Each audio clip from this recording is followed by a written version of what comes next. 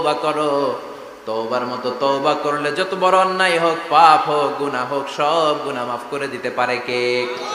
সাইয়েদনা আদম আলাইহিস সালাম ভুল করলেন, শত শত বছর কাঁদলেন। আল্লাহ বললেন, ও আদম, কিছু বাক্য তোমারে শিখিয়ে দে, এই বাক্য দিয়ে তুমি আমার কাছে তওবা করো, তোমার তওবা কবুল করে নেব। সাইয়েদনা আদম পড়লেন রব্বানা, পড়েন রব্বানা যালামনা আনফুসানা ওয়া ইল্লাম তাগফির লানা ওয়া তারহামনা লানাকুনান্না মিনাল খাসিরিন। ও আল্লাহ, আমি জুলুম করেছি নফসের উপর, ভুল করেছি, অন্যায় করেছি, অপরাধ করেছি, আপনি যদি ক্ষমা না করেন আমি শেষ হয়ে যাব। লানাকুনান্না মিনাল খাসিরিন, আমি ক্ষতিগ্রস্তদের মধ্যে শামিল হয়ে যাব। ঠিক কি না?